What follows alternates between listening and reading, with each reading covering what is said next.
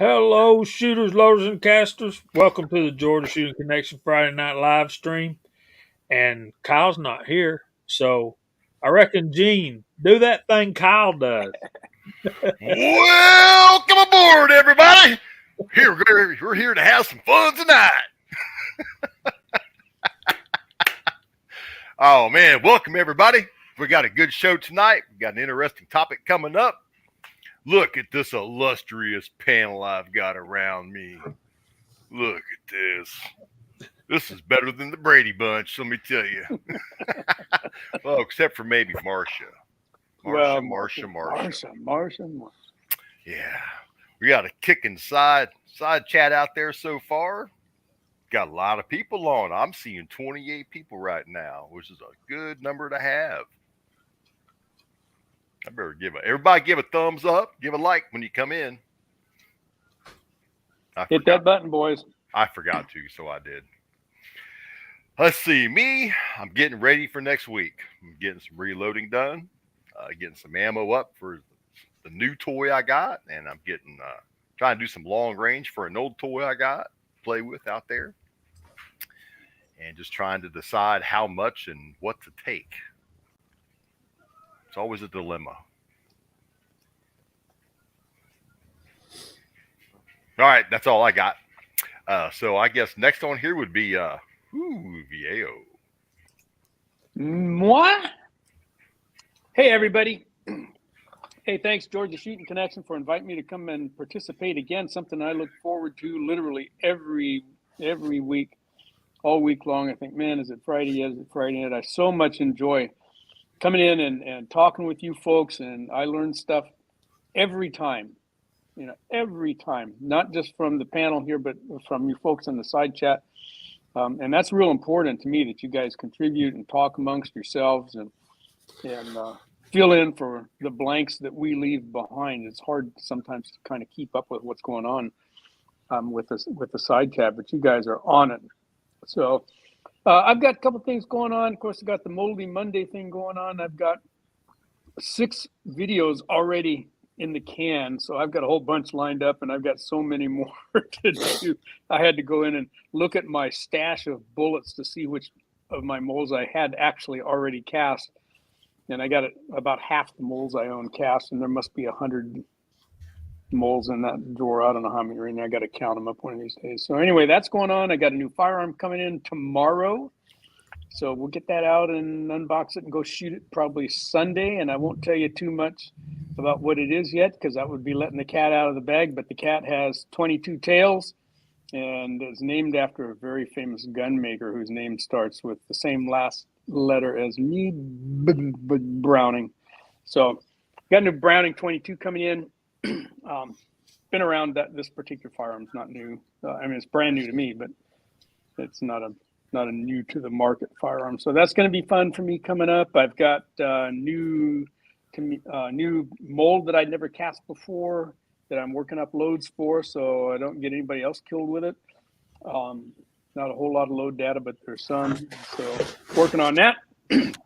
And that's where I'm at. So Mr. Chris from the 740, owner and operator of the new 9mm round yet to be named. Thanks for the invite. I'm glad to be here. No better place to be on a Friday night.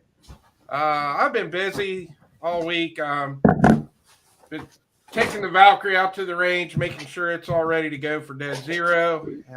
Starting to pack some stuff up. Same dilemma Gene's in, trying to figure out what the heck I'm going to take down there with me. Because we've only got so much room, so we can only take so many guns. But I'm excited. I'm ready to get work out of the way this week and get on the road Wednesday and get down there and hang out with my brothers. It's going to be a lot of fun. So I'm ready to have a good time tonight too. So Mock, take it away. Howdy, folks. About the same here, getting ready for next week. Tactical FUD, package inbound. Kingpin, package inbound. So other than that, just been a good week, and I'm getting ready for next week. I'm excited to see everybody and do some shooting. What's going on there, Mr. Hillbilly? Hey guys, man, thanks for having me on tonight. I appreciate it. It's always just a great treat on Friday night. I love it so much. Um, right now I'm without internet. I'm on my phone, so I apologize. I can't really respond in the side chat right now or anything like that. And so man, I apologize for that. I love the side chat and visiting with everybody on there.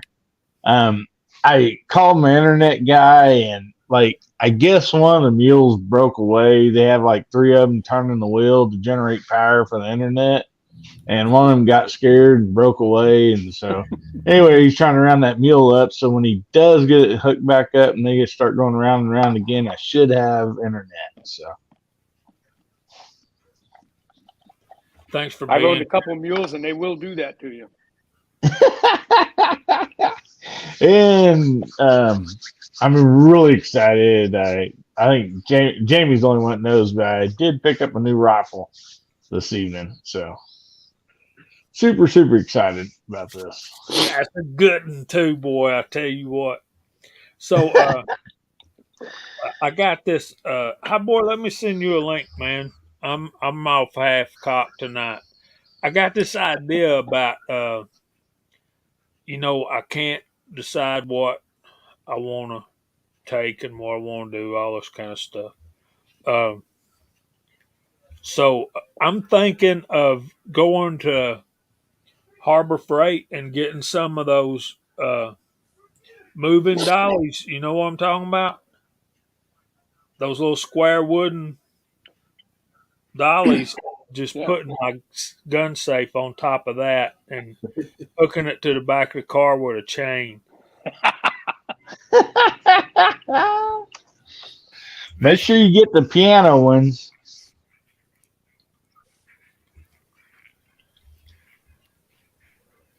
Oh I man, don't now you know what. got my wheels turning. We could rent an enclosed trailer and pull it behind the truck. Mm. Why not?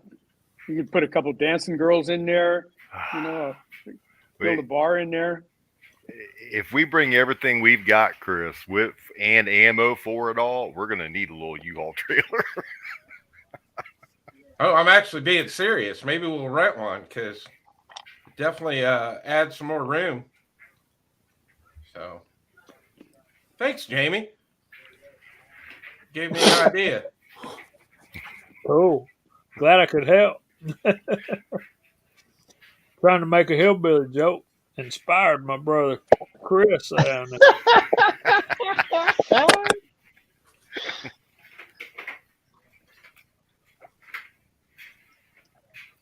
Dang, Mark.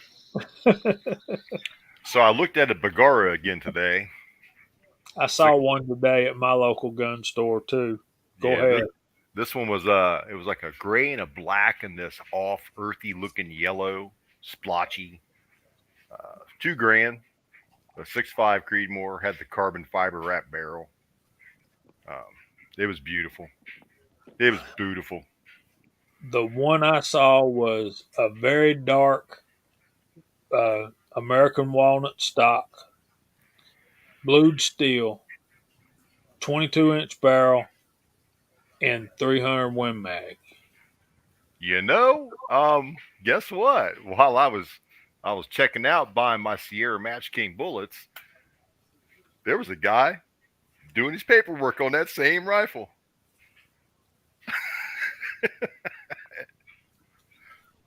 It was beautiful, ain't it? Beautiful. The wood on it, man. The engraving for the texture on it was beautiful. I said, "What are you gonna do with that?" And he said, "Groundhogs."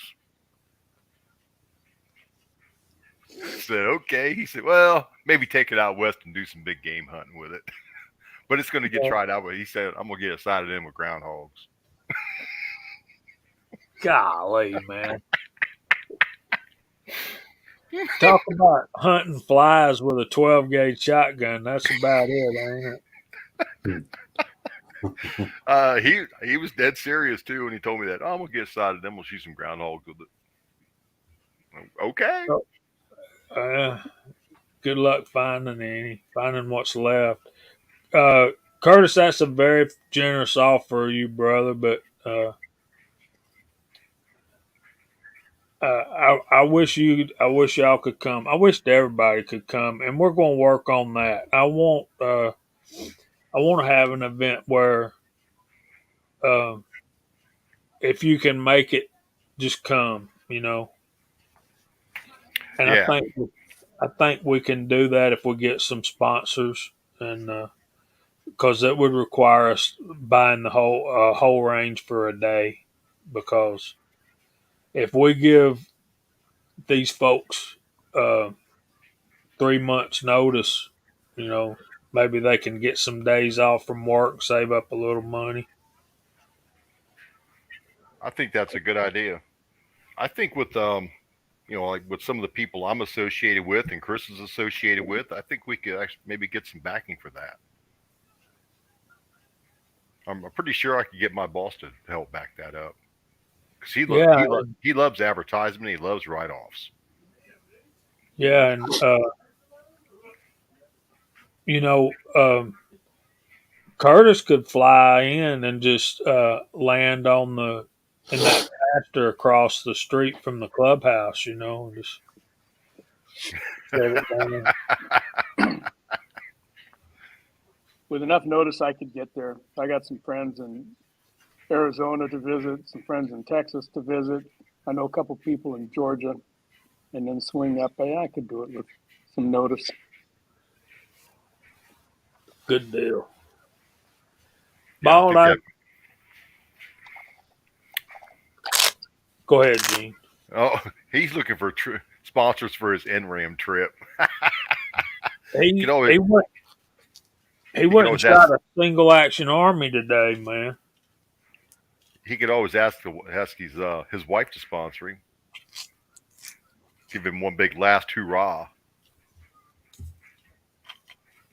There's that. Hey, can't. What's she gonna say? No. I mean, how many times I've been told no in my life? Woo! Just say not just no.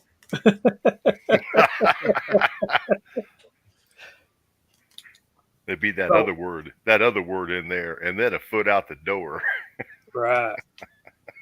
Yeah, but I'm glad to see Val expanding his horizons to the classics. And He ain't so bad now.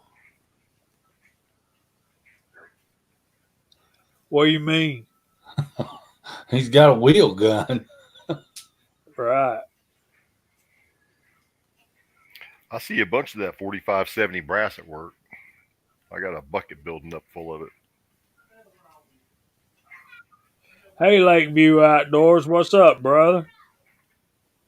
We lost somebody. Maybe Hillbilly got his internet back. He's switching over. Hey, Maybe.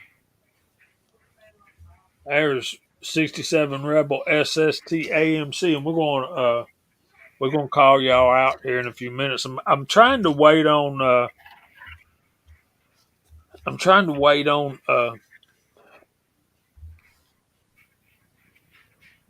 CW before we start into our topic. But we were kind of wanting to do a series on precision, but Kyle, is this a joke? It's got to be, right. If you put a joke in there, I want the punchline. Why don't airplanes pull trailers?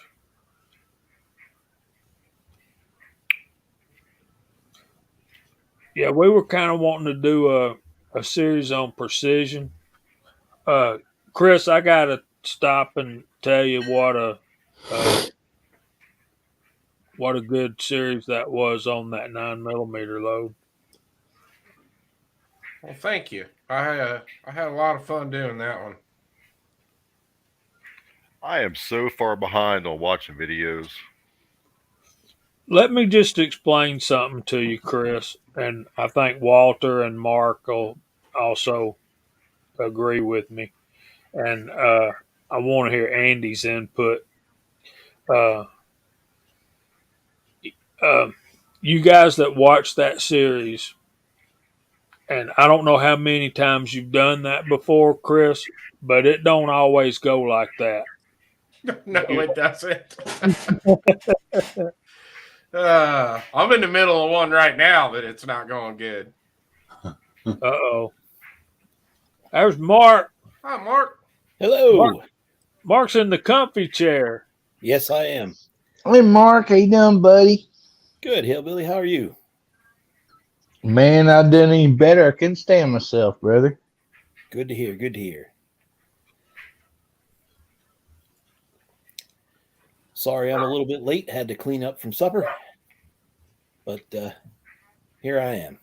Well, we're glad you're here, and that beard filling in nice. Oh, Let's take a look at that. Can we take a look at that beard? Look at that. Kyle's jealous. You know that, right? That's why he ain't on here tonight.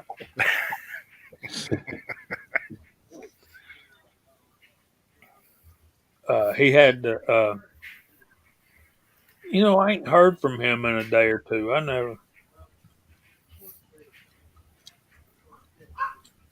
All right. Let's do that. I've not shot past 1,000 yards. Yeah, me either. And I know Gene has done that. And I know Mark has. And I know Miss Hotshot has. Chris? I've never been past 400. That's the I've never biggest shot range I got around here. Say that again, Walter. I said, I've never shot at anybody on the panel. What are you talking about, Spectre?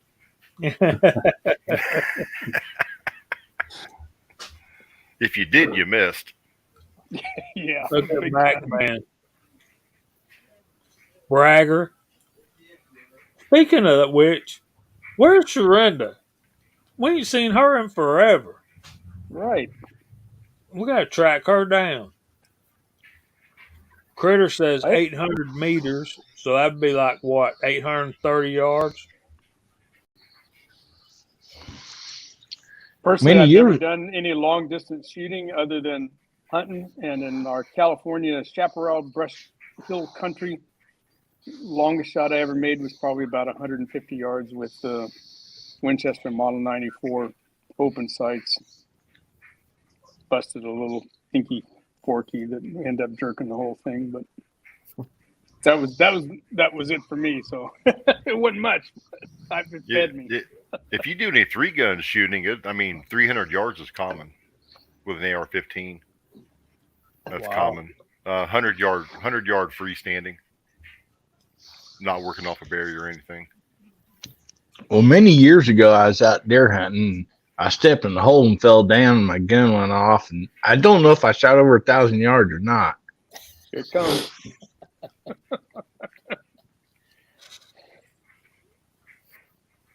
All right.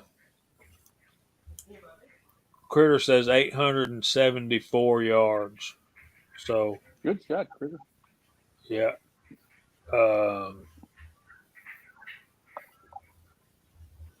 And that was with his Heritage Rough Rider with the 22 Magnum cylinder in it. Michael Dunn says 150, 200 yards. No need to shoot past that. It's just sporting for fun, man. That's all.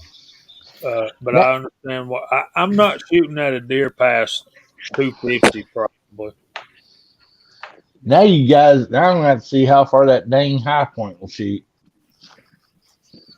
It'll do 100 yards. Yeah. The 10 millimeter pistol will. Okay. I shot the plates out of Richwood with it. I think it's important that we understand that precision shooting is not just for rifles. You know, we can do some of that with handguns too. So that brings up the question: what's your longest hit with a handgun? Me, 100 yards Yeah, me too. 100 yards. on an 8-inch square plate. Same for me. 100 yards at probably the same place Gene's done it at Richwood. We got a steel plate set up out there on the rifle range. We'll step over there with our handguns once in a while and just have some fun trying to see how many times we can hit it. Mm-hmm. Well, heck yeah, that counts, Andy. 700 yards and hitting a tin can. You You bet, need to Red go. Ryder. You need to go to that milk jug challenge out west, the Utah long range shooters thing. You remember? I know Andy remembers it. You remember Josh 243 Outdoors? He went out there and won one division, finished in the top 5 in 2 others. MacMan's done 300 yards with a 10 millimeter. Here you go. This is what I'm talking about. 312 yards according to my dad's artillery spotting optic with a 270 Winchester, the finest cartridge in the entire history of the world. Wops, you're a 270 snob. Hate to tell you that, buddy. And you don't like purple. So And not just that, he's rubbing off on me. I can't argue with him. well, Look at that. you guys are both probably right. What do I know? 223 at 400. Yeah. And MacMan hollering about 300 yards with a 10 millimeter pistol, 12-inch plate. G23 says 600 yards. I don't think I could see an 8-inch plate at 600 yards anymore. That's why you just load the magazine, let somebody else tell you if you hit it or not. Yeah. I guess. Yeah. Just point it in that direction.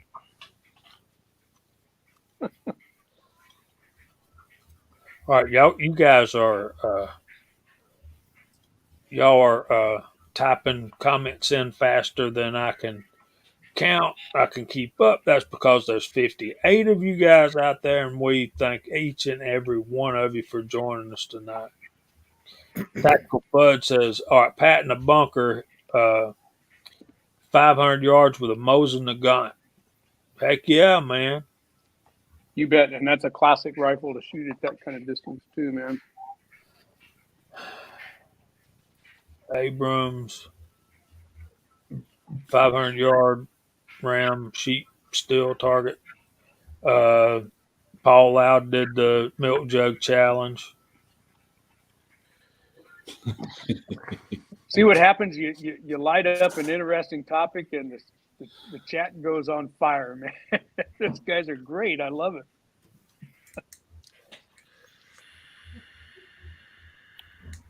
Put up Fuzz Good T shooters Forks out there. comment.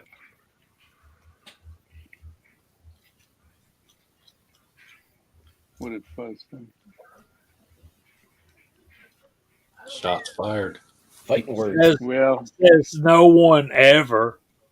the 30-30 was the firearm of choice when I was in my mid-20s out here in this brush country, California, hunting. It was the one that worked. You could carry it on horseback easily. You weren't messing with an optic because there was no point. You couldn't see more than 100 yards anyway. It was just too brushy, and if you had a 20 by 20 foot clearing that your deer happened to walk into, that was what you were dreaming about. Because other than that, they were up against a brushy backstop. You didn't know. It was almost at the point, let's shoot him and go see if he's legal. So yeah, 30-30 worked good for me. I'm with you. There's Jason Stewart. Welcome in, bud. Hey, Jason. What's up, Welcome.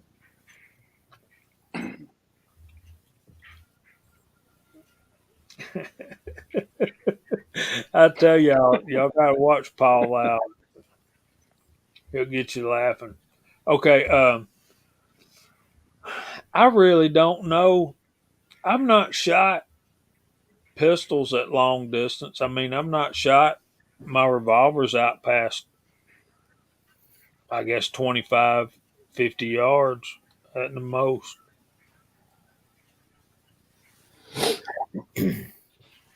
There's Bama Dad. Welcome in. Okay, it's 8:31 right now. Um, what can we type in tonight to say hello? How about just Precision. LD for a long distance? There Make you it go. make it Easy. easy on everybody. All right, that'd be good. LD.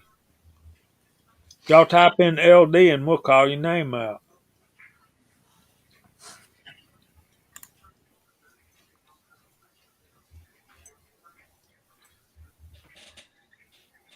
All right, let's get started before it goes off the page. Walter was first one. Mock MCK. Uh, James Pollard said I scared a groundhog at 300 with a 357. Tim S says 30-30.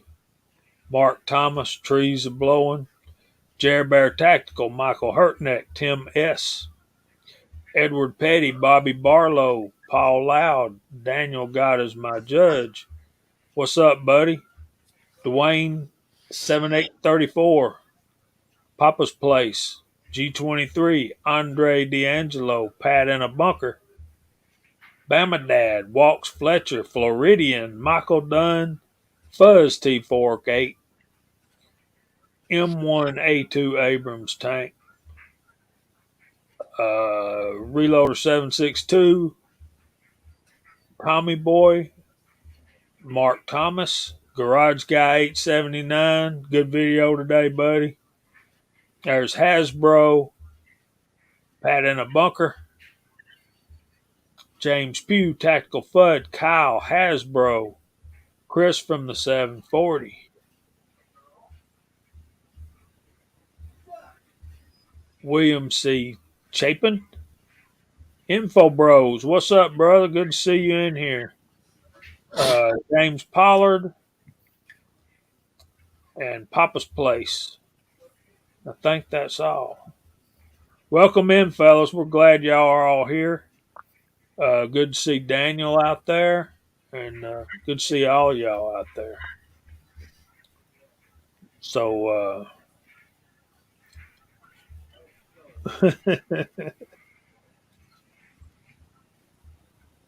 Michael Dunn says it's 7:32 for normal peeps. We It's would only have to disagree. 5:32 out here. We would have to disagree with that, Jamie. Chris. Well, I don't want to offend any of our viewers, but Eastern Daylight Time is really the only time that matters. I mean, okay. So, our buddy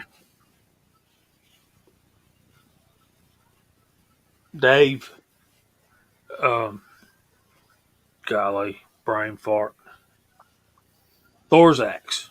That's his Prozac. channel, Thorzax. He's done a lot of pistol shooting precision loads, and he's always telling me about it and going to Fort Perry and all that stuff. And man, that dude, if you can get him to talking, uh, yeah, if y'all can get him talking, you need to listen to what he's telling you because he'll make you a better shooter. Just being around him, and there's other guys like that too. And when it comes to handgun and stuff, that's one of the things I'm looking forward to the trip about is getting to shoot some semi-autos with Chris and Gene, and I know they'll help me. I mean, the Scotsman's helped me a lot too, but that's the area of my shooting I feel like I need to work on. And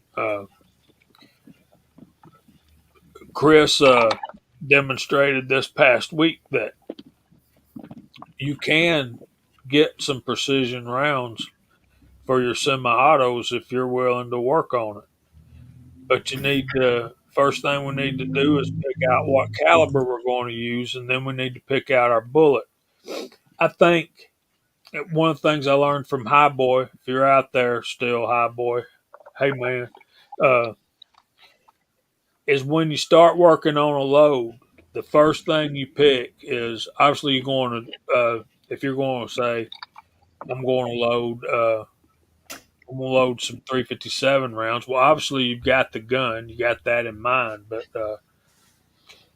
you need to, I think you need to decide what your goal is with that round, what you want out of it, and then pick a bullet and then work everything else up around your caliber and uh, your bullet selection. There's CW. What's happening? Hello, everybody. Hey, Brian. Hello, brother. Hey, Mark. Hey, Walter. How's everybody doing? Good to see you, CW. Good to see Thank you, you. sir. We're doing better now that you're here. Yeah. Good to Hey, see Gene. you, CW. There he is. CW. The guy incognito down there in the bottom. Up there in the ozone. Can just about see you behind all those trees. You still ain't got that mule lined up, huh? Nah, they're still chasing that stubborn thing. Carrots and apples, man. Carrots and apples. There For you those go. of you who don't know, CW up here is back at the casting pot. He has survived, and he's starting to cast again and starting to put some videos out again. So pay attention to his channel if you haven't already. He's got good stuff Yeah, I coming got out of to there. cast quite a bit today. It was pretty good. I liked it. Do it in spurts, but I was able to do quite a bit. So We got a sighting Rumble. out there. Uh-oh. Rumble Are we and ready? YouTube. Count us down, Mark. 3, 2, 1.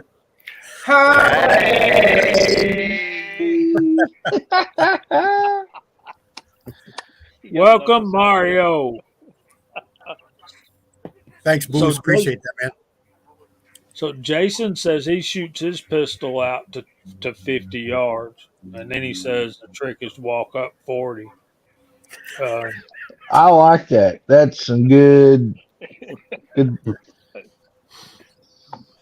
This is what rewatched Josh's video today that he made. I don't know, probably 6 months ago. Josh, 243 Outdoors, about how to get tighter groups.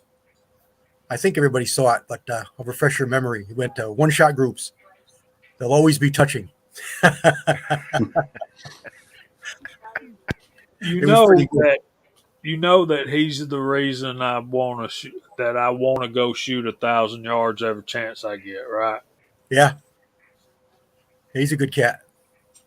He's a great guy, and I'm gonna try to get him to come on, and I want Rebel to come on with us. Rebel's doing his groundhog shoot this weekend, so if anybody's around the Charlotte area, I'll just put it that way. Uh, go out to his shop, and if you don't sign up and compete, at least go support him.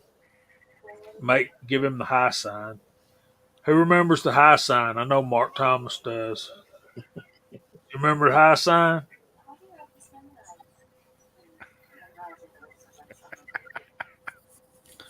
Every night.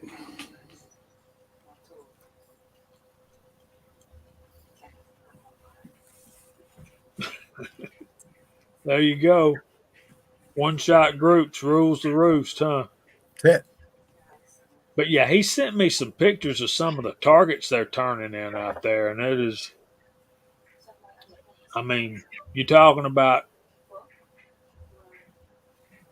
one ragged hole, yeah, at 300 yards. It's pretty incredible. Pretty impressive for sure. That's It awesome. is. Bama Dad.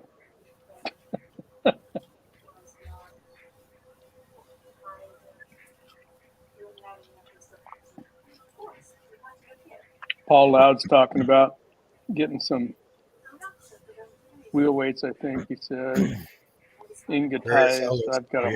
I got a whole bunch of range scrap. I got about 100 pounds in buckets of range scrap, and I just did some a couple months ago. And my range safety officer at the gun club says, "Hey, you haven't collected any lead in a couple months, and that berm's getting full. Get out here." And I said, "Dang, man, I just did a whole 100 pounds." He said, "Yeah, well, if you don't get it out of here, we're gonna have to hire somebody to come in and do it." I said, "All right, I'm coming. I need more buckets." I seen the other day come in the shop. We got a load in. We had 4 55-gallon barrels full of range scrap. Oh, man. Nice stuff right there. Yep. A little work, but it's worth it. What do you guys do with it when you get it then at the shop, Gene? If people like me buy it, I'd like, I try to get like as much as I can carry in a 5-gallon bucket, which is about a third of a bucket, because that's heavy, man. Yeah, you can carry more, but you can't lift it into the trunk or into the back of the truck or nothing with it, No, I can't, man. When I put it in the back of my car, the back of my car goes whoop. But I buy it for scrap price, and the rest of it he just takes to the scrap yard. He calls a couple people, they'll come in and get what they want, and goes to the scrap yard. Nice, yeah. I get mine free, but like Brian was saying, you can load those buckets up, and you can't carry them. You need one of those poles across your shoulders. And you feel like slave labor or something. But yeah, the first time it is a lot of work. We did it. We filled them up like half full. We can lift the. You're fading in and out, Brian.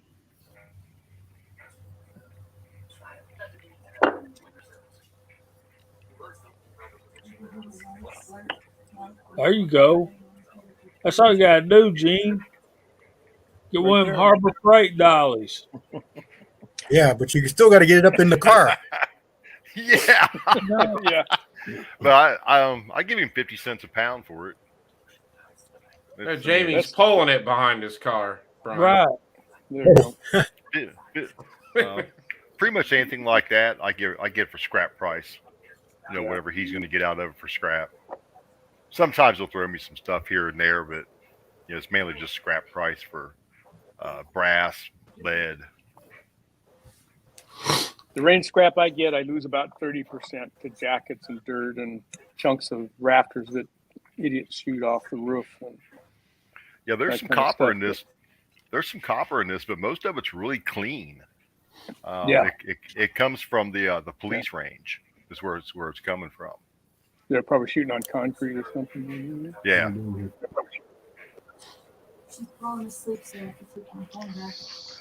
Hey, Jamie. Hey, Hillbilly.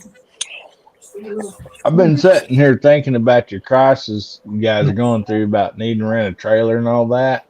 I think I come up with the perfect solution. Here it comes. So you rent one of those porta potties that you hook on the back of the rig, and you put your guns in there, and then, if you need to stop, use it, you have, everything with you right there. That's the way I would go. You look down in one of those things, you can usually find a good used high point too. Especially you got that right. Yeah, you That's could sell. That's a good idea, Hillbilly. Tommy Boy's got the right idea. He sells the jackets at the scrapyard. I just been throwing them in the trash. Yeah, I trashed mine too. That is copper. Hey, Walt, there's a way to get the funds to come to the shoot. Yeah, I'd still have to sort the, winnow the wheat from the chaff, though. With my stuff that I pull out of the lead, I've got a lot of dirt and other just junk. I wouldn't pawn that off on anybody. Throw it to the scrapyard. They don't care. Yeah, probably not.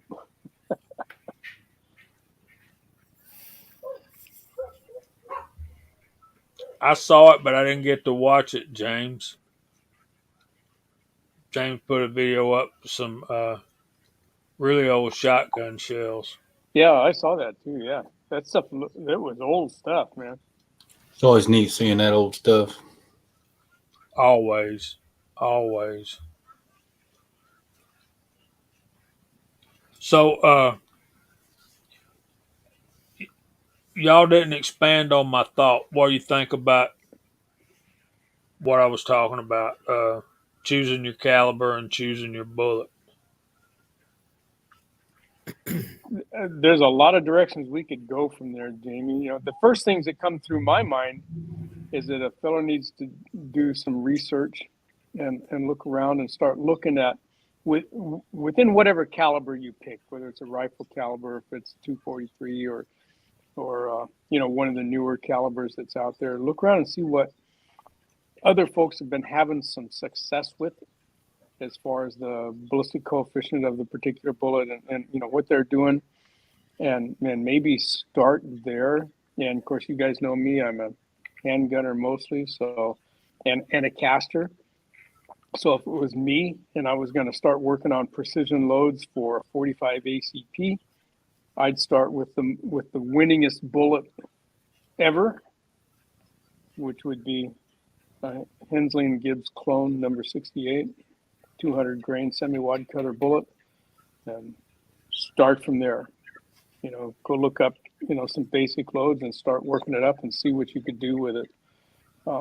There's so many factors though that comes into, it's not just your precision loading, but it's your precision shooting too. You can do the best job you want to do with your precision loading, and then you could be a shooter like me who gets out there and is a hack at the range, and you don't know if you've got a precision round or not half the time. You know, you guys saw what I did last week with my 38 special. It looked like a shotgun pattern, and it was terrible shooting, and that happens. So, but I think you can look around and do some research, and certainly we have the research tools these days that we did not have 20, 30, 40 years ago before the internet was hot, and you can find out where success has already been had, and maybe start there with a good bullet choice for your caliber of choice. I like that way of thinking, Walt, because I do the same thing. I look up data for the bullet weights, the powders, and then I start there. The load I used for a USPSA, I'm on the second bullet I've chosen is the most accurate. The load I put into it, I can bench rest it and drill the holes, and just make the hole bigger and bigger and bigger and bigger. So I've taken a lot of time to work that up over the past 6-7 years I've been shooting at events now, and it's just taken that long to get it to where I'm okay with it. Yeah, you got to look at your bullet weight, your velocities, what's going to carry you, and I'm thinking long range or longer range, and a lot of people have done it. It's easy to find resources, but you got to have a bullet that's going to run the number, stay within pressures. And it can be a little tricky today with the market. You know, we're still kind of hit and miss on some products. You find something you like and it runs good, you better buy it up because it may not be there next month. Well, if you're shooting like in a competitive situation, like where you've got steel plates to knock down, you may have to hit a steel plate at 25 yards. So now you've got to have enough gumption in that projectile to Right. put that steel plate down. Yep. And still be controllable on recoil, and still be accurate. So there's another factor that comes into play. I mean, Chris knows this. You know, that's that third factor that comes into it that you have to be able to do.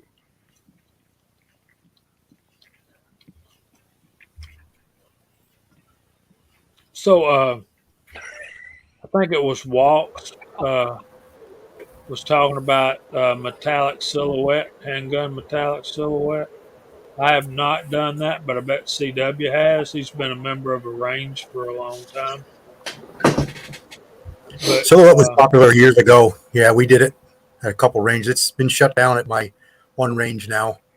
They lost the 200 meter shooting because it was we used to shoot across at an angle across ranges.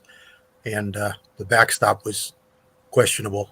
So we didn't want to invest in raising it, making it taller and revamping the whole backstop. So it was waning. There wasn't many guys that were participating, so we just stopped doing it.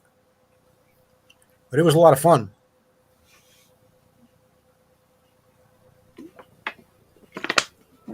So, hey, y'all, Big Al's heading to Georgia next Tuesday. We're heading to Dead Zero on Wednesday. So, Big Al, Dead Zero ain't that far from Georgia, but it's about a 2.5 hour drive for me. So, I'm expecting to see you there. That would be so cool. That would be awesome. Yes, it would. The more the merrier. If anybody else can come on, bring it on. Come and shoot with us, break some bread with us. We'll have a good time. Yeah, I wish I could make it. It's a little too far for the time I have. Augusta. Well, today's only Friday, Mark. I mean, you've got time to get there. Yeah, I know. I would have to take a few more days off from school, and I don't think they're going to let me. It's not about letting. It's about not showing up. Well, there's that. Don't ask for permission. Just ask for forgiveness later. Ooh, much a lot easier. The heavy metal flu is going around. I saw it on the internet. Yeah. They say it's about a 10-day incubation period and a 2-week recovery for the heavy metal flu. So I knew Big Al was going to the Masters when he said he was coming to Georgia and he was going to Augusta. Man, that is the most beautiful place you've ever set 2 feet, Big Al. So 6-shooter Texans got 200-yard pistol silhouettes. That'd be fun. boy, That would be real fun. Think I knowing can do it. 6-shooter Texan, he's probably doing it with black powder. Yeah. Wonder if I could do that with 357 Magnum or 44 Special. You could do it. You just may not have the steam to knock over the Rams. You'll hit them. You just may not have the punch to knock them over. You gotta knock them down. Oh then. yeah, you can't knock them sideways. You knock them sideways, you got a thinner target to shoot at. You got to knock them over. Yeah, that's the problem. 357 can do it, kinda, but it's less recoil, so it's easier to shoot. But it doesn't have the steam for the longer shots. That's where the maximum came from, because the maximum had that little extra steam, but it didn't have the recoil of the 44 mag. Yeah, the maximum was a real popular silhouette cartridge. Yeah, Dan Weston made a few too. And 44 Magnum. 44 Magnum. Oh yeah, just recoil. Yep. Recoil wear you out, man. Yep. 45 Colt hand loaded can do it. 41 Magnum can do it. And it's the Rams out there long range. I forget what they weigh. They're 100 pounds or so, 107 pounds or something like that, if I remember correctly. I'm sure somebody will remember what they weighed, but they got some weight to them. The turkeys and the chickens and them the pigs, they're not so bad. They're also closer, but they're smaller targets.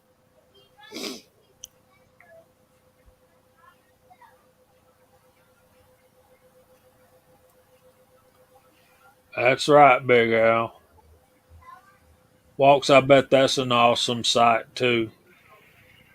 But the thing about Augusta National Golf Club is from the time you pull off of the road to the time you get to the clubhouse, all the way around that golf course, it is manicured, man. I mean, it is absolutely gorgeous. That's where they hand out them green jackets, ain't it? If you're good enough to win one, they don't. They just don't hand them out, and you can't buy one. That's a fact. I don't know if you let Tiger Woods get in a few more trouble situations, you might be able to buy. He might be one. selling them, yeah. Well, now if you take that golf course and turn it into a 1,000-yard range, I'm sure there's going to be one laying around. I'm not sure there's a place on that golf course where you can shoot 1,000 yards flat. I'm not kidding. It's that hilly. No, It's I'm just talking about just running the people off. yeah, Then you go pick up the green jacket. yeah. So I think anyway. I think when I'm starting to do, particularly for handgun stuff, and I want a good load, I tend to start looking like y'all do, Gene and Walter. You start looking at the whatever other people have had success with, but I also start looking at the bullet weight that's designed for that round. Is that crazy talk? No, that's good talk. That's good talk. I My personal opinion with my experience, the best bullet weight for like a 9 millimeter would be 124. That seems to be the best all around size from my experiences. If I'm wrong, I mean, correct me if there's something better out there. But, then I work everything around that. Well, something you're going to find on with calibers, and it's really shows up a lot more with the handgun stuff, but it carries over into rifle too. But you're going to find that as you start getting more powerful, you find that one bullet weight will cover you for a lot more uses. So you back down to say 25 ACP just to start at the bottom. You've got pretty much a 50 grain bullet, and there's nothing else available because the powder capacity is such that it can't really drive a heavier bullet, and a lighter one is such that it's so light it's not going to get any penetration. You step up to 32, and now you might find a couple of bullet weights. You step up to 380, now you got a couple more bullet weights. Step into 9 millimeter, you got a couple more bullet weights. See where I'm going? Mhm. As you get up in power, you find that you've got a little more selections because you've got more power range, more horsepower to drive those bigger bullets. And most of the time, it's on the heavier side. You find that they gain more on the heavier side until you get into some of the varmint stuff, and then you find excessively light, like 243. You can drop down to 55 grain bullets. So that's a super lightweight bullet for a 24 caliber, especially when you consider you can go to 100, 105 grains, 107 grains. So that's what you find. Everything, and something else with the handguns. Something else you just got to get through everybody's head, and that is that everything with a handgun is a compromise. Whether it's for carry, whether it's for power, whether it's for size, everything is a compromise. Mm-hmm. Losing something to get Exactly. something. You just got to find Barrel out. length. Everything. What do you think shoot about it? at? Everything. Yeah, you got to find that balance. But you know what? I've got these bullets I really want to do some load data for, but man, they are just so pretty. So, Someone sent me all these really pretty bullets for my 10 millimeter, and I just can't seem to load them. And it's 115 will get you more velocity. 124 is going to get you less velocity, but you're going to get a little better penetration. 147 gets you less velocity, but maybe get a little more penetration. But it's gonna seek a balance where you can't overcome the velocity lost for the weight that you're gaining to gain you much of a use. So like, let's talk with rifle calibers. You got a 35 Remington, you can shoot 200 grain bullet. You can get about 2,000, a little over 2,000 feet per second with it. You step up to say a 350 Magnum. Now you can get pushing 28, 2750. You step up to a little bigger than that, Noramag, you might get 3,100. You step up a little more, a full-length H&H case, you might get, 3,300, 3,200. But now the bullet is such that the bullet is not strong enough, is not substantial enough to carry deep enough to give you penetration. So you need to go heavier. But with a 35 Remington at 2,000 feet per second, you might get 20 inches of penetration, but that same bullet up in one of the Magnums at 3,000 feet per second, you're probably only going to get inches of penetration, maybe 8 or 10. Why? Because of bullet construction. So there's your balance. It's more important at lower calibers, but it's more apparent at larger calibers. And I think when we talk about what do we mean when we say precision loading, part of it has to be, what are you expecting that bullet to do? For me, as a recreational shooter, all I'm doing is punching holes in paper right now. But that doesn't mean that and it's all at 25 to 50 feet, right? That's mostly where I'm shooting. So precision loading for me partly is about what I do at the bench and making sure that I do everything exactly the same, and that my crimps are all the same, and the powder charge is all the same, and the bullets all weigh the same, all that kind of stuff. And of course, I want it to, I want that bullet to, to give me a decent group within my own shooting abilities. But I kind of want to drift back to the bullet selection part of it, about it being, what do you want that bullet to do? Do you want it to go 1,000 yards and hit an 8-inch gong? Or do you need it to go hit a piece of paper and punch a good hole? I mean, you can take a 38 caliber wad cutter, and if you don't load it right, if you load it too light, it might tumble. If you load it too hard, or too strongly, it could still tumble, and give you all kinds of weird, results out there at 25 feet. So part of your precision loading needs to be coming up with a load with that bullet. If it's a wad cutter and you're using a wad cutter because you want it to punch nice clean holes in the paper, if that's your bullet choice, you got to pay some attention to not just doing it the same way every time, which sometimes is well, it's always part of our precision loading thing, but you got to come up with the right powder at the right depth, the right amount of crimp, and the right overall load that's going to work for you, for that bullet, for that job. And that takes quite a bit of work sometimes. Sometimes it comes quickly, and Jamie mentioned it earlier, it doesn't always work quite as well as what Chris did. Chris did a fantastic job with that round that he was working with, and that wasn't by accident. Chris has done a lot of shooting and a lot of loading, and he knew where he was going with that, and he had a lot of direction based on his own experience, and so experience counts for a lot of this. But I think you really need to pay attention to your bullet choice based on what you want that bullet to do. That's part of our bullet selection part. And from there, all of the rest of the precision part that happens at your bench is going to get married to the precision that you use at the shooting table. There's those two parts. And then the third part of the circle is you yourself, how much coffee you drank that day, enters into the picture as well. So there's no simple answer to this. It's a big picture. It really is. There's a lot of components that have to work into it, and that's, for me, is the fun part of it. You can't just say, well, I'm just going to change one thing. You probably didn't. You probably changed 2 or 3 things and you didn't even know it.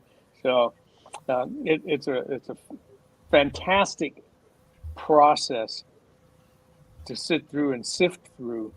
So it takes a lot of research. Anyway, I'll shut up and let somebody else come in. No, you're exactly right.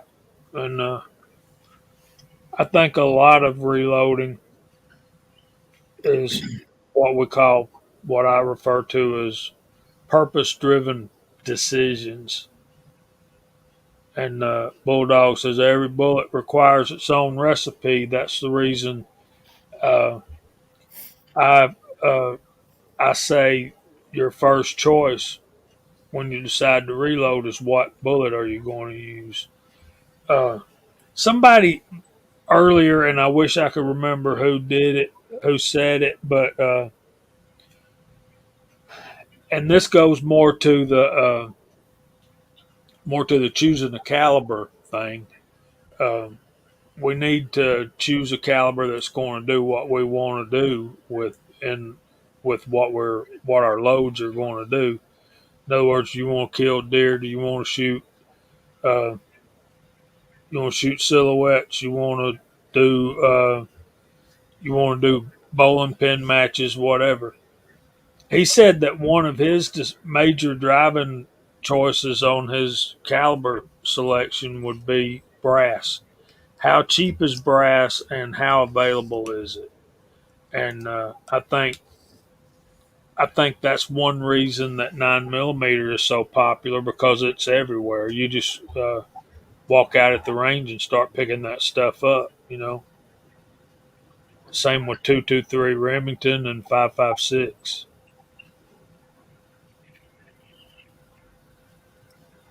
Yeah, it's definitely a reason for its popularity. And the other, of course, is that it's a military caliber.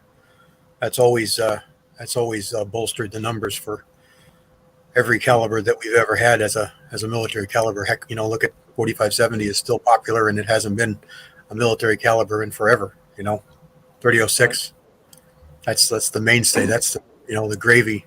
That's been here forever, and it will be. Bama Dad, you need to go watch Chris from the 740's latest series. He did a 5-parter. Last one was today. That's exactly what he did. He found a factory round that he really liked, and he worked real hard at trying to come up with something that was as good or better, and I think he got a better one. But that's what he did.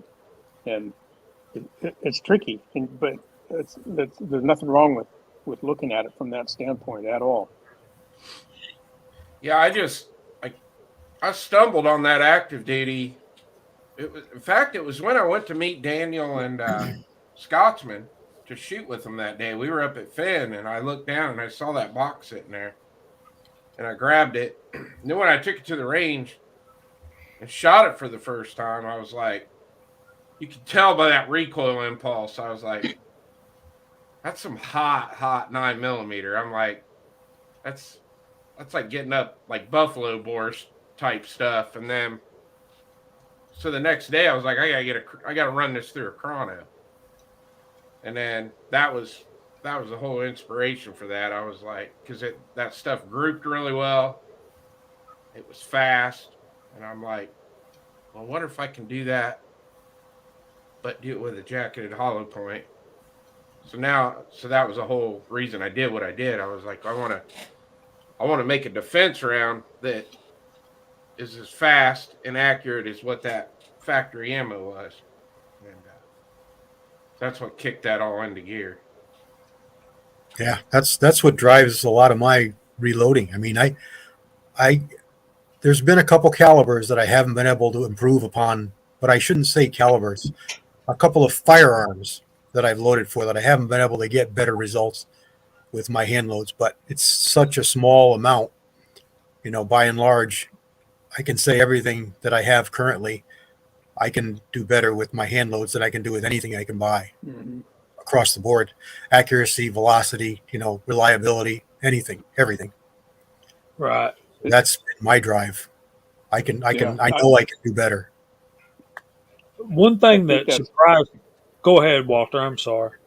That was my problem. I was going to say that's one of the reasons we get into hand loading. Of course, there's many other reasons too. Is for me, I rarely find a pistol factory load that I like. And I don't shoot much factory ammo at all anymore other than rimfire.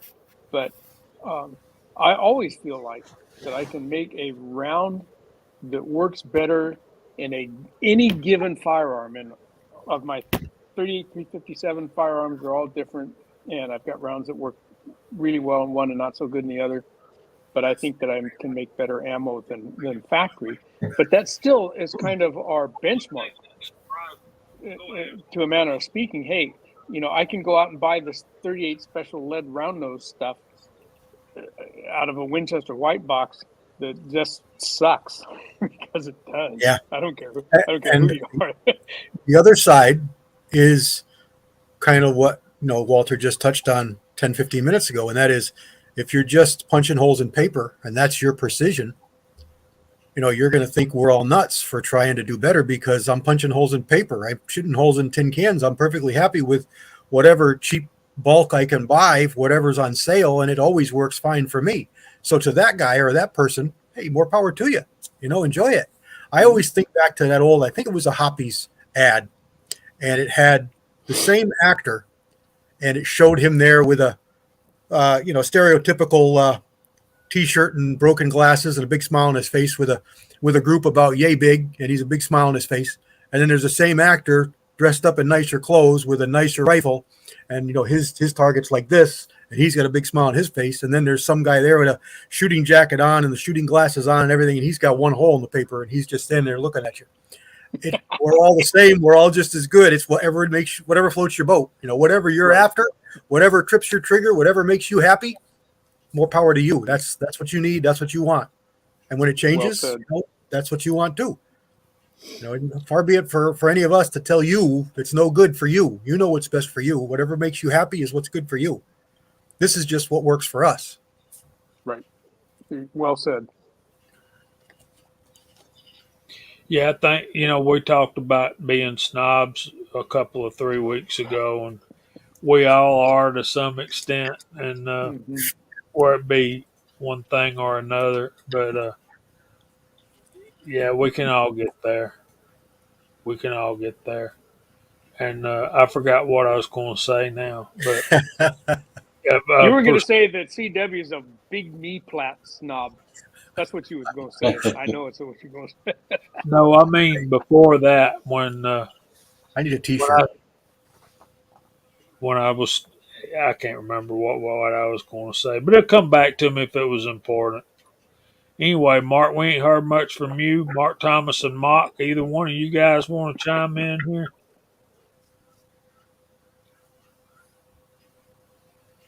Yeah, I gotta agree with the experience talking. It's just purpose driven. Find out your parameters and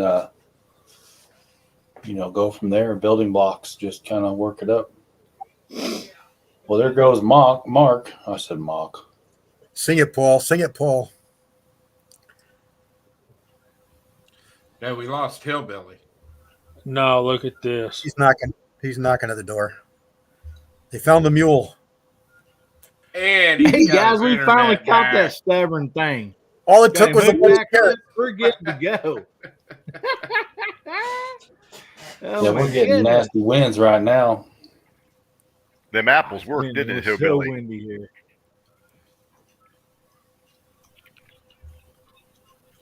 We got a pretty nasty storm system just northwest of me moving across, pretty ugly looking. Oh, check out my buddy. He's in Crawfordsville. Oh, yeah. He's about to get hammered out there in Crawfordsville. That's 40 minutes west of me. So, yeah, he's getting ready to get tumbled. No, look at this. Hasbro's southeast of me, so he's feeling some of that wind, but I think a lot of that rain's going to pass us by. All it took was a bunch of carrots. It's clear where I'm at. What's going on here? I hear an echo of the chat somewhere.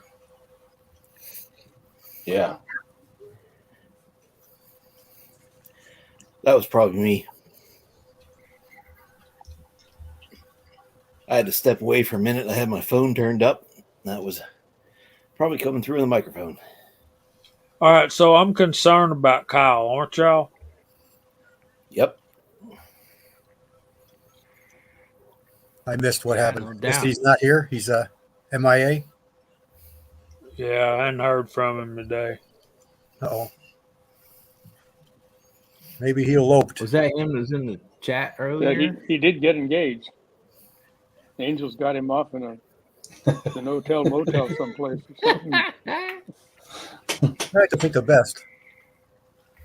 Might be Okay. laying down a big old knot on the back of his head from a frying pan. I got to say this. Bulldog, you know I love you, brother, but that's a bold-faced lie straight from the pits of hell, and it's intolerable.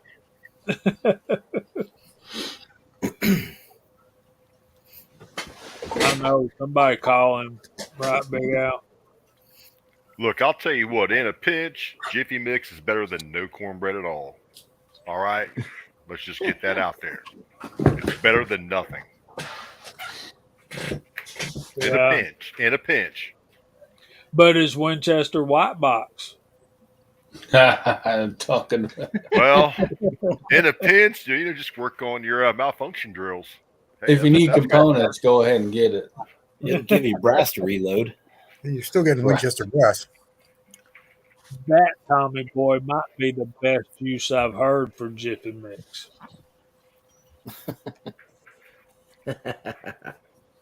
I was scrolling through YouTube today and a video come up with a guy saying rice will clean your brass. What do you think? I It's saw slow. that video. That's I've funny. seen about It looks 3 like it guys worked do for it him. now. Yeah, it's very slow. It's not very abrasive.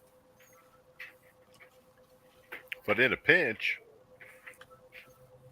All right, who's the first guy on the panel going to be to tumble brass with Jiffy Mix? I ain't wasting my money. I'll do it. Okay. The race is on. I'll do it. Going to the Make a store in the video. morning. And make a video with it. Yep. Got to make a video. Yep. Gonna do it.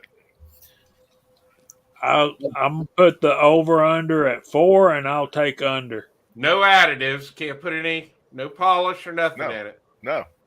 Okay. Nope. Straight up. All right. Walter's already got us. I don't have a box in the house to show you. I'm texting the wife. She better have a box. Walter's gonna beat us all to it. Well, if Jiffy Mix don't work, you always try cat litter. Yeah. Just take the nuggets out of it first. Used or unused. Yeah. So, Walter, you use 700X and 9mm or 40? They probably work in both of them. Why not?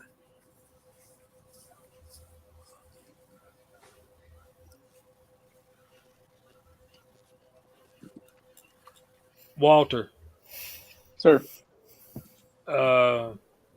You put a comment up. You use Vitavori N320 and 700X.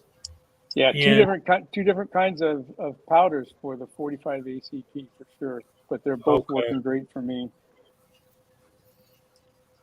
700X is basically a shotgun powder, and it's a flake powder that looks a lot like Unique, and it's pretty fast burning powder, and it's inexpensive in that your loads are light. Compared to other powders, you're not using as much of it, so it's actually kind of a cost-saving thing. But it works really good for me for that number 68 bullet. But then, just in the last couple of years, I started using Vitavori powders, and I've been using quite a bit of N320 for 45 ACP and getting really good results with it. I don't get any leftover powders. It burns pretty clean. And it's a pretty consistent burning powder. I like it. And Paul's expensive. It's pricey. You're going to spend these days at least $40 for a pound of that stuff, and it might be closer to 50 by the time you pay your local state tax, and then if you got to have it shipped, of course, even more. So, but I do like the powder. I have 800X and 700X. And I haven't used the 700X yet, but I've used the 800X in 40 Smith & Wesson and in some shotgun loads. And I do have some Clays. I think it's just Clays, not the Clays International Hasbro. I thought I had heard that 800X was going out of production. Anybody else hear that? I've heard that, yeah. But I do like 700X. I didn't think I would. I started using it a few years ago when powders started to get thin, and the gun club out here where I shoot had it in stock in our components room, and I bought a bunch of it and started using it. I go, not bad. It's turned out to be a pretty good powder choice if you need a faster burning powder, and it's up there. It's only down on the powder burn chart, like number 5 or 6 or someplace down there. It's a pretty fast burner. So it'll, on a short barrel, something like semi-auto pistol, it'll get burnt before it gets out of the barrel for sure. My 45 ACP with my 230 cast is I like that red dot, IMR red dot. Red dot's another good one. Red dot is so versatile. 762 says 800X was discontinued in 2020. Okay, yeah. But Big Al, back to Big Al's comment right here. All of those are good powders. H335 is one of my favorites in 35 Remington and in 223. CFE pistol, I like it for the velocity. I don't much. It seems like tight group shoots tighter groups for me.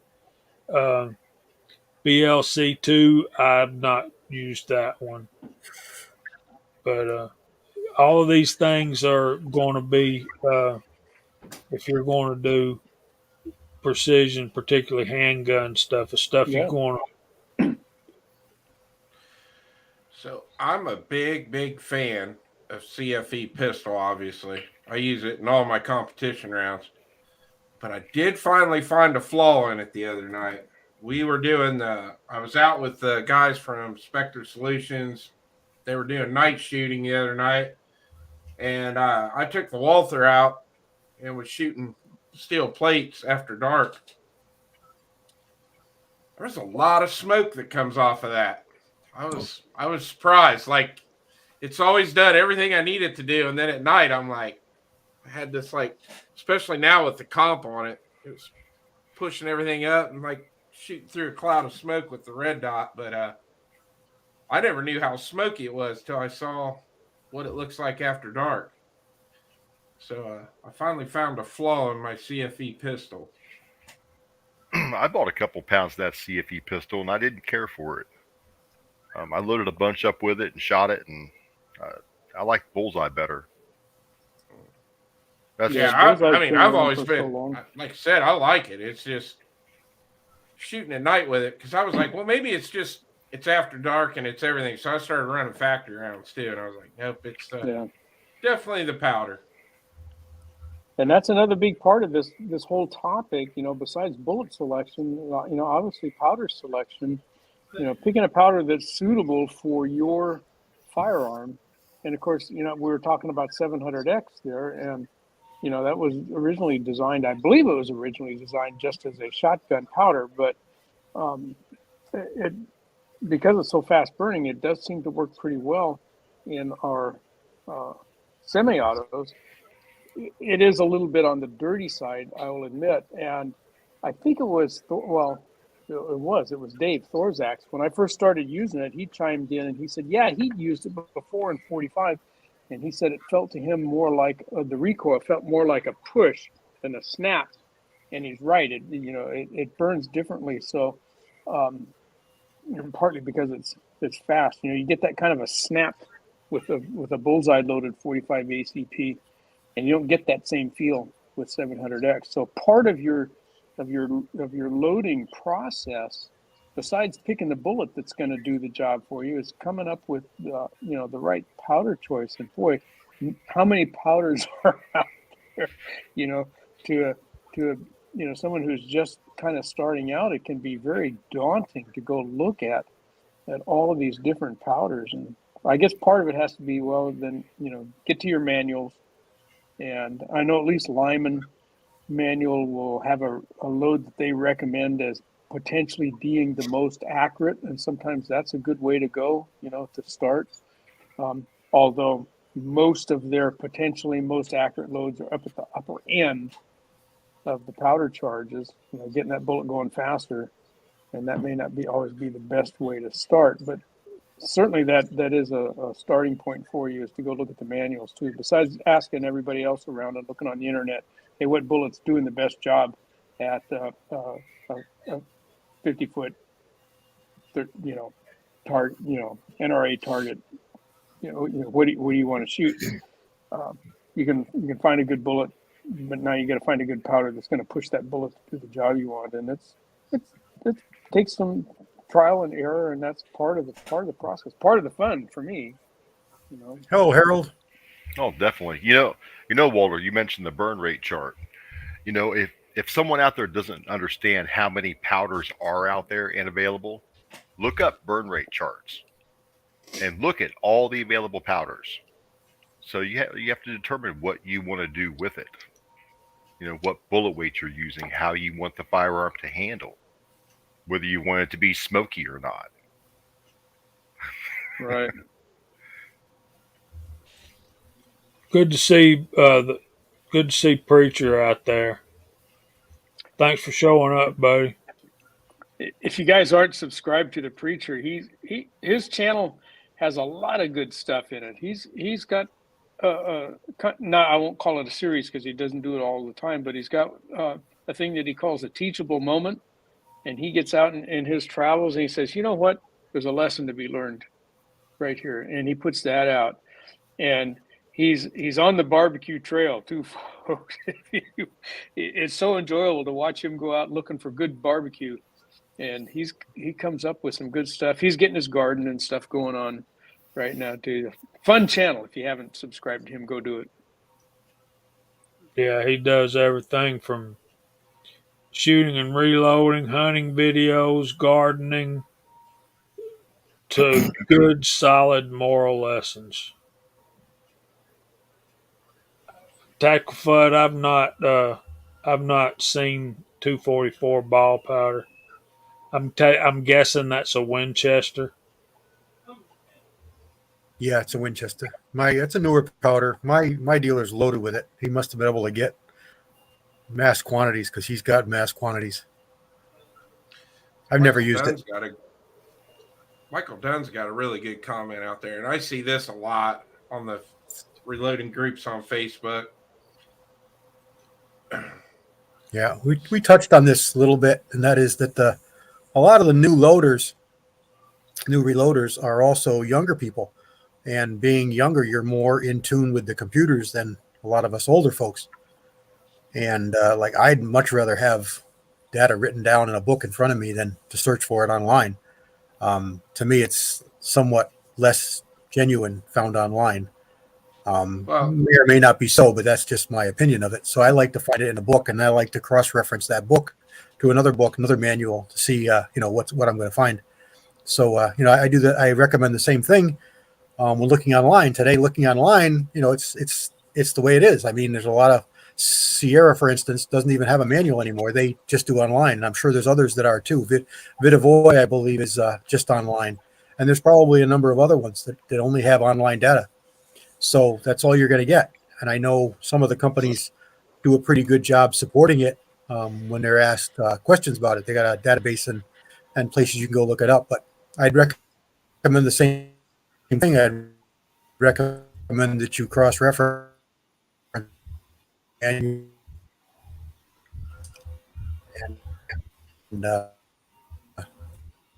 my reasoning is list all the popular stuff that you're buying, the stuff that people are buying, and they're going to show that.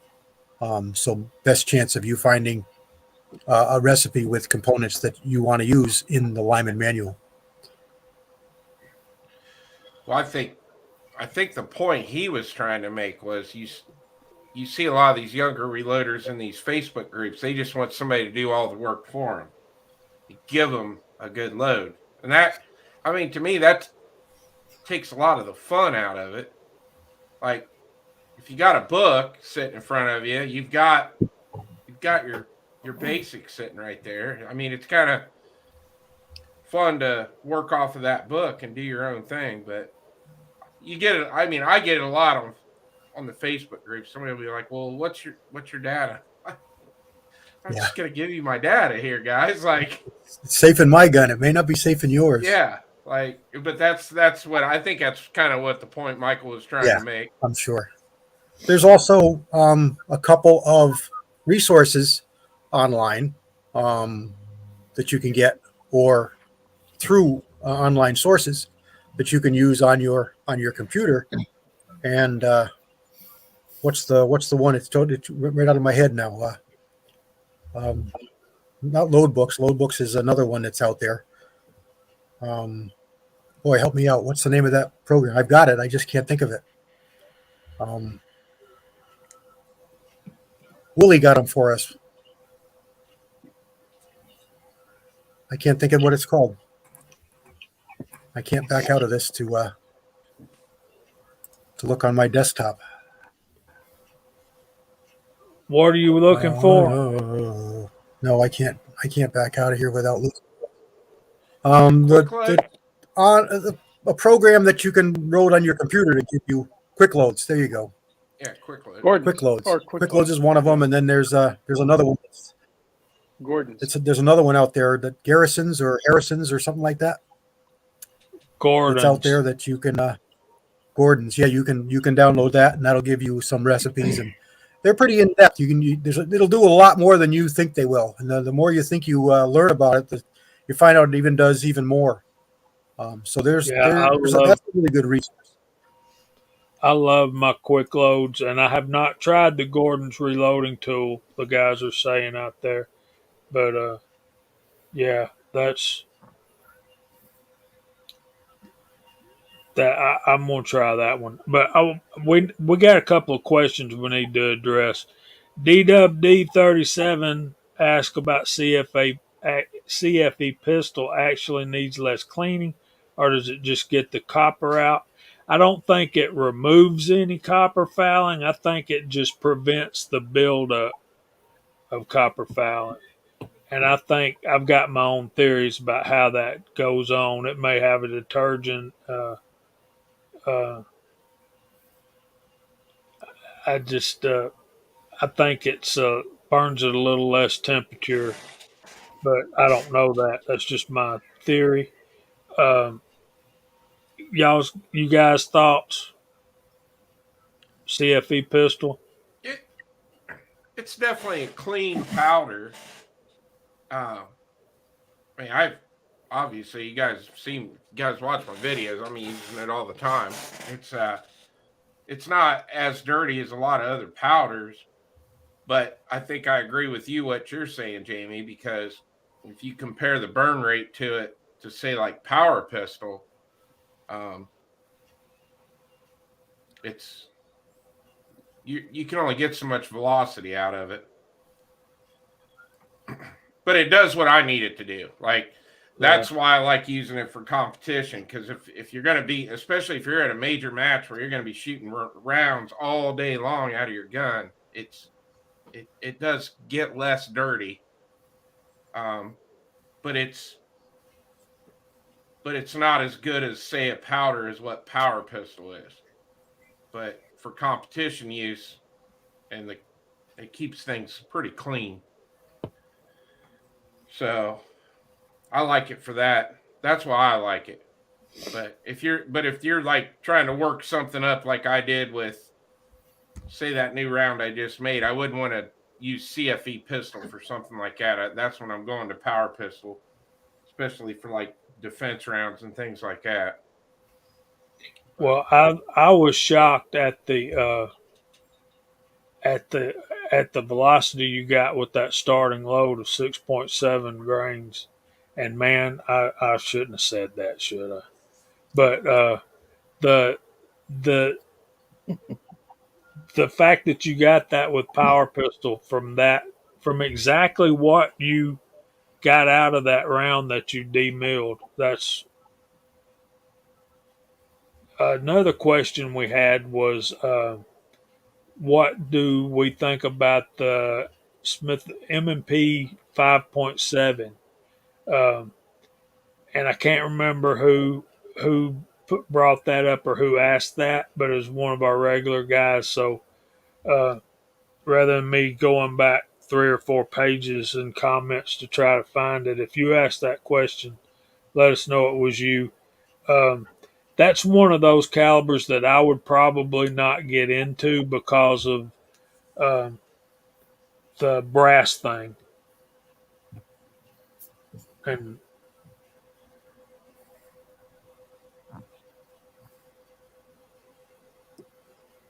Comments? What caliber was it, Jamie? 5.7. Oh, when he was asking about the M&P? Yeah. Yeah. Do you Man, remember who that was? I'm going to get back and find it because I saw that comment and I wanted to comment on it. It might have been by my dad. He's asking, is anybody? I've been saving brass, but I don't have one. I don't plan on getting one, but no particular reason. That's a round that has always intrigued me. Like every time I see one of these new guns come out, like because I've watched a ton of videos on the new Smith and Wesson, the Ruger. Palmetto State's got the Rock out now, which from everything I'm seeing, they're saying the Rock's got the best trigger out of all the new 5.7s that are out. And then Ruger's got the carbine out for it now too, but you always hear people talking about how much of a pain in the butt it is to reload for. And then I don't want to be stuck buying factory ammo because even though it's gone down a little bit in price, it's expensive. Yeah, not around here. 5.7's getting cheaper there. Mark? No, still $46 to $50 a box. Yeah, and I just can't see that. I mean, especially in a round like that you're gonna.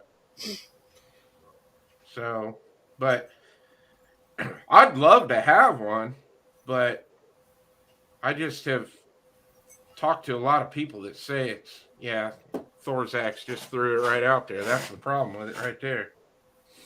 Too small Yeah. to load for. Then there's that little 4.6 too. I love the 5.7. It's a blast. It's so much fun to shoot, but if I can't reload for it, I don't want no part of it. That's why I have no interest in it. None. I don't even look at them. I don't hold them. I don't care because I'm not going to reload for it. Well, it's the same thing I was talking about a couple weeks ago. Like, I want to buy that new Walther, the 22 mag. I love that gun. It feels great in my hand, and I'm a big fan of Walther anyway. But Yeah, I like 22 mag a lot. 22 mag is just ridiculous what it costs now versus what it used to cost. And it's like, and then you got another round you can't reload for. So it's like, that's the only thing holding me back from buying it.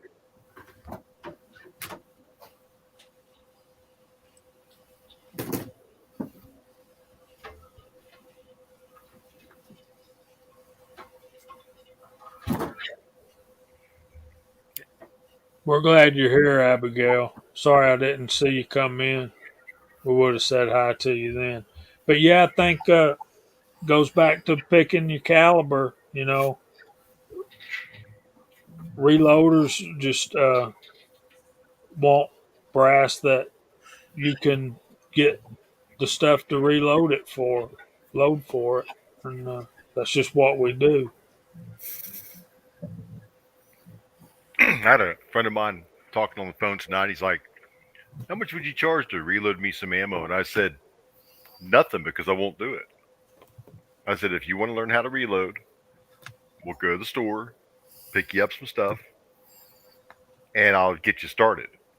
Get you some manuals, and go by your book data. You know, go by the published data that's proven to work, and be safe. Learn that first.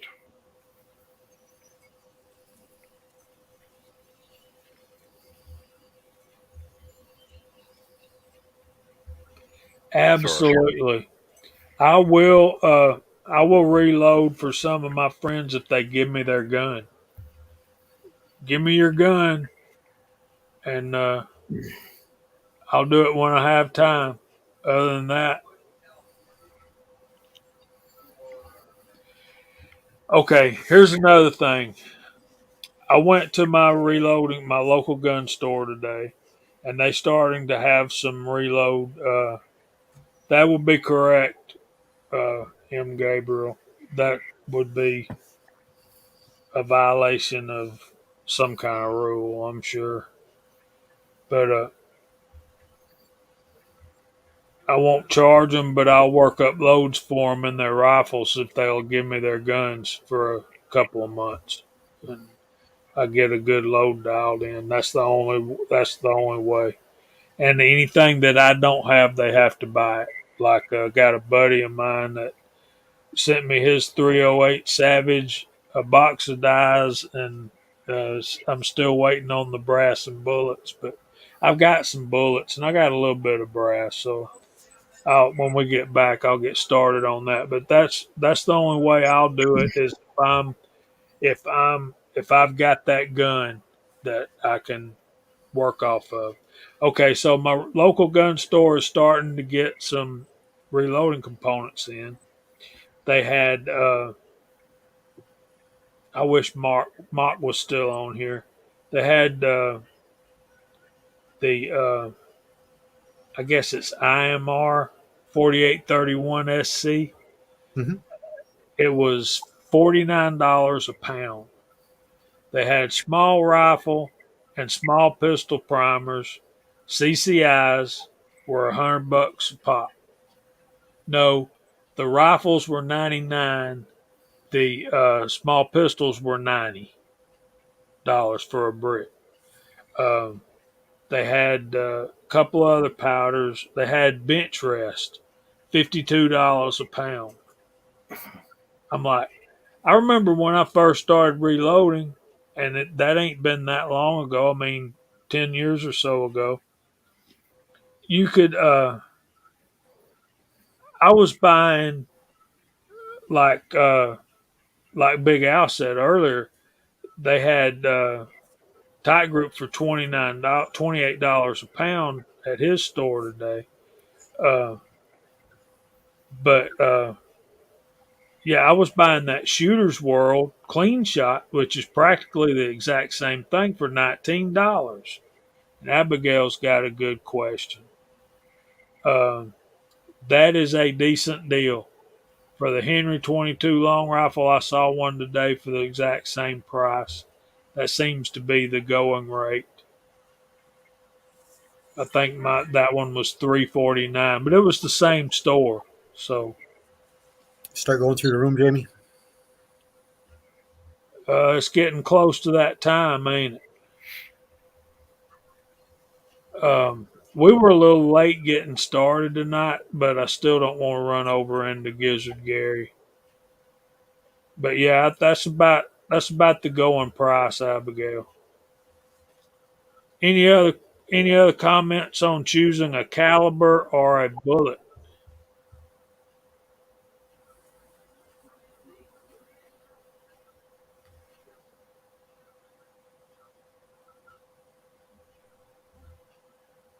I guess not. Chico Wise. What's up? Hey, Chico. Jamie, Hey, my you've done a brother. good job the last couple of chats on coming up with topics that really get people excited. You know, this whole evening tonight has just flowed and flowed and flowed seamlessly. It was a good subject. I'm really happy. It's been a lot of fun. Is Chico Wise coming up with you guys? I have not heard from Chico. Chico, He's we're going to Dead Zero. I sent you an email, brother. I hope you can go, but 3030 brass. I don't know about brass, but you guys that IMR 4227 was one of them. Uh, Reloader 762, and it was $48 for a pound. Anyway, Chico, I sent you an email. We're going to Dead Zero at next week, and I know you got your promotion at work, but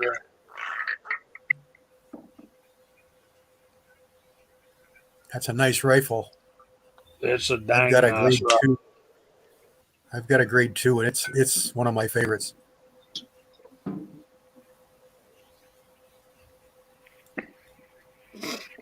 I would say, What's your thoughts on a Browning 6.5 Creedmoor?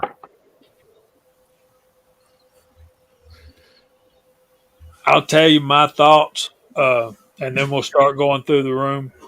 Um, when Browning is getting into this long range thing, uh, they're coming out with a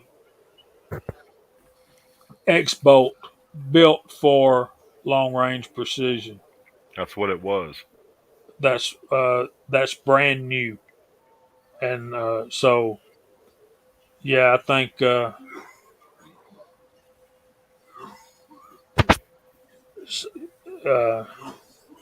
yeah, 6.5 Creedmoor. We're going to be there on Thursday and Friday, Chico, and Good night, it's Rebel. spring.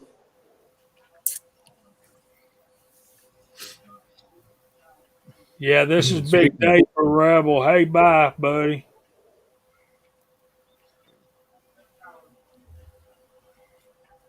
speaking of Browning, back in the late '80s, my uncle, it was some edition deal. But Browning put out a deal. They all had cases, sometimes 3 rifles per case. But it went from everything, every one of the rifles from 22 all the way up, 12 gauge, everything. And it was a really sweet collection. But over the years, he sold or traded a few of them off here and there. And man, has anybody else heard about that collection? Or I mean, that's the only time I've ever seen it or anything like that. But the cases, they like every one of them, like they were all in cases. So, like I said, like 3 per case on the rifles, different calibers. I've seen a video about the most expensive gun collection in the world, and this dude had a vault.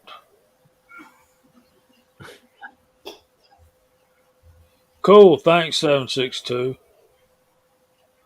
I'll do that here in a few minutes. All right, so let's start going through the room. I want to thank everybody for being here. You guys are awesome. Uh, Tim S., what I started to tell you a while ago. Um, I don't have any 3030 brass, but American Reloading has a deal on 150 grain flat nose 308 3030 projectiles. I think there's 500 of them for like $67. So that's an awful good hunting bullet, man. So, and I'll check on the brass while we're going through the room. So, let's start down there with Mr. Hillbilly Up. What are you going to be working on this week, my brother?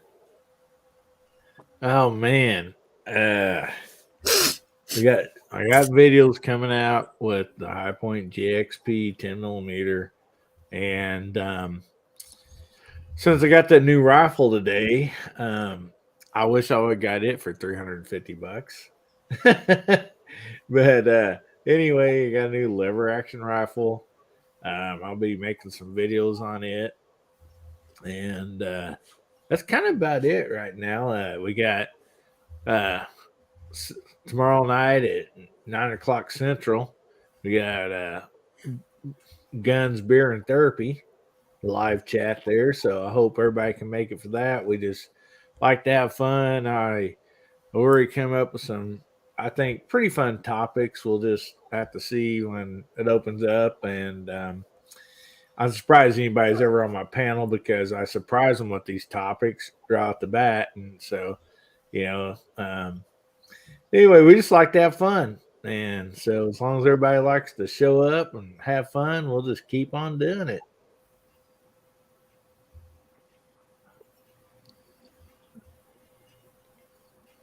There you go. Your own way, Walter. What exactly are you doing, Walter? MS, there you go. That is, they have, Graphs and Son has it in stock. Another place I like to go is Precision Reloading. Last few things I bought's been from Precision Reloading. I bought 44 Special and I bought 100 pieces of Starline 6.5 Creedmoor brass. So check out that link right there and see what you can do with it. Walter, what do you got working on this week? Moldy Monday? Moldy Monday's coming up. I'm having fun with that. For those of you who don't know, I've got drawers full of bullet molds that I've collected and haven't shot. So I told myself it's time to get these things out. So I'm doing one a week. And this coming Monday is going to be a Lyman 358477. It's a 38/357 mold. Good bullet. I've got it cast and powder coated and some rounds loaded that I'm going to go shoot this weekend, so that you can see a little bit of shooting video. We'll see how well it goes, and sometimes I do well, and sometimes I should have stayed home and watched football. At But least you got a meat plat this time. Yeah. yeah, I really like that one you did last week with the round point bullet, that 38 bullet. yeah. That one. Well, actually, when you see the video coming out Monday, I took that bullet and loaded some more with just a little bit more powder because I thought it wasn't going fast enough. Part of it was I just had a bad day shooting and I didn't shoot very well. But I'm going to shoot that again this weekend, and I'll include what happens with that load in the 477 video that's coming out Monday. So I'm having a lot of fun with that. It's kind of forcing me to get into there and say, you've got all of this money wrapped up in these molds and you're not doing anything with them. So let's go cast them and shoot them. And I'm casting 50 rounds at a time, and we're going to go load them up and shoot them. I'm getting ready to get started on parallel series. I've got all of these lever guns sitting in the safe that I don't shoot very often, so I'm going to start doing every other week. I'm going to drag one of my lever guns out, the Henrys mostly, and cast and load and shoot those, and just do some maybe shorts or something and take them to the range. So that's kind of what's going on for me. Oh, I have a new firearm that gets out of California jail tomorrow, a Browning 1911-22. Kind of a fun little gun. I shot a buddy's, and if you turn them end on, you can't see them. That's how thin they are. It's a skinny little, like 5/8 size or 7/8 size 1911 with crappy sights on it. But I bought it anyway, and I wish I could have got it for $350, Abigail, but I didn't. It was more than that. Is that the guinea pig model? No, this is their standard model. They make several iterations of it with different sights and a few other things. This one, the sights are low and slow sights, man. They're not very distinct. So, but I'm gonna have some fun with it anyway. So that video will drop probably middle of the week next week. I'm going to take it out Sunday and shoot it and try to capture some video from that. So that's what I got going on. And again, folks, I so appreciate, being able to be part of this panel. I feel really honored, and I enjoy the side chatting. It's kind of tough, guys. They're over there in the side chat to watch what's going on up here in the panel and watch what's happening. Well, on here in my place, the side chat's over there. Trying to keep up with you guys, and when we get 50, 60 folks on here, it's really impressive to me that many folks would want to come in and pay attention to at least to what I got to say. I mean, I can wholly imagine listening to these other guys, but not to me. I don't have that much to say. So thanks again for having me, and it's going to be a good week for me, and I've got a couple of videos coming out next week, so hopefully I'll see you over there. Very good, Walter. And I must say that 358477 obviously is one of my favorite 357 bullets because I have two different molds. One of them is an NOE that is a gas check, and the other one's just a Lyman 2 cavity plain base, and I enjoy both of them. Chris from the 740, what you got coming up this week? I've got videos already in queue because I'm not going to be able to upload while I'm down there with you guys. So I got a series of videos coming out converting a Glock 22 to a Glock 17, basically a permanent conversion on that. And I really want to thanks for the invite. I love being here on Friday night. Side chat was just killing it tonight. This was a lot of fun. I want to give a big shout out to Chad Kelly out there in the side chat. I don't have a wrench, or I'd put a link to your channel out there, buddy. I found his channel a few weeks ago. He's got great content. He's a fellow reloader. He's got a great personality. I'd like to see everybody go over and subscribe to his channel. I'd like to see his channel get bigger. He's fun. I mean, he's got a fun channel. So if somebody out there with a wrench could highlight Chad's comments out there and throw a link up to his channel, I think you guys would really like it. He's a cool dude. He's got really good content. And so other than that, Wednesday night live chat, go support G23. He's going to be doing that chat for me this Wednesday night. I'm going to try to jump on as long as I got decent internet down there. And there's one other thing. Oh, and I got that contest going on over on my channel right now. So the newest video I put out today, get over there, watch that video. It's real short. Leave a comment. It's a lot of fun. It's like an interactive video, and there's a really cool prize that the winner's going to get. So with that, I'm going to turn it over to Mark Thomas. Oh, I wish I was going to be able to join you guys down there at Dead Zero, but it's just too far and the days don't match up. I really would have liked to have been able to be in there, but just can't do it. And I'm going to get right on there with Chris. Chad Kelly, great channel, great content, good guy. He's putting some great stuff out there. I've been enjoying watching some of his things. I don't know if I have much coming up.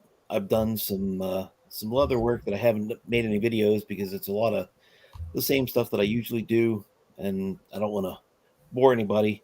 But I do have one nice one that's coming up this week that I'm going to definitely make a video of, something special, something different. So look forward to that maybe Wednesday, Thursday. And I did pick up a new rifle last weekend, something I've been looking for 2 years. I got myself a Marlin 336 in 35 Remington in really good shape. Already has a nice scope mounted on it. Cleaned it up real good, and I want to do some reloads. I want to shoot my first reloads out of that, not factory ammo. So hopefully this week we'll get a trip to the range, maybe a quick video, and that's what I got coming up. So thanks. It's been a great evening, great side chat, great to be here. Really enjoy this. Been looking forward to it all week. Very good. Glad you're here.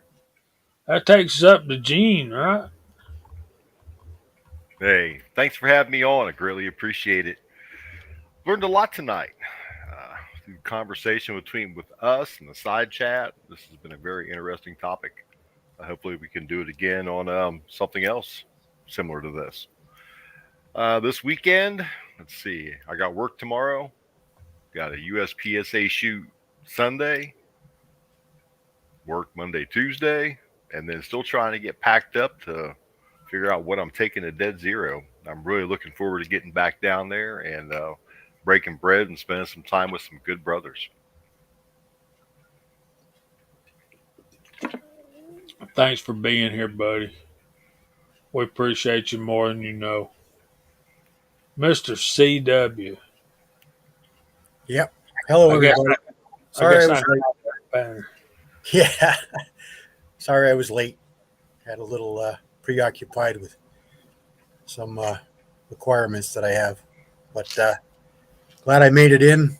Sorry, I missed a lot of stuff, but it was a good time when I saw of it. And I know we're running late, so I'll hand it back over to Jamie. I want to thank all y'all for being here tonight. We had 55, 56 at one point of you guys Love it when you are here. Keep those ideas coming. And remember, send us an email at georgiashootingconnection@gmail.com. Whether you want to be a guest on the show, whether you want a particular topic talked about. Uh, I would try to go through everybody's live streams for the week, but I'll forget somebody and I know it. So I'm just not going to do it. And I got to, don't I? I do. Help me out, Chris. I know you know them all. So Monday nights we got MacMan. Tuesday night is the Reloading Podcast. Wednesday night is Chris from the 740 at 9. A little bit earlier than that, you can catch High Boys 76 Reloading Battle Room Bible Studies. Uh, Thursday night is High Boy does his workshops. Friday nights is us, followed by Gizzard Gary. Uh, Saturday night at Saturday morning is Caliber Corner. 6 o'clock Eastern time is G23.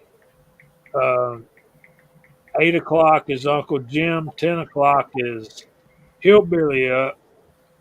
Sunday at 2 o'clock is the Fur Shed with Georgia Trapping and Fishing. And then at 7 o'clock is Foreign and Domestic on the Scottish American channel.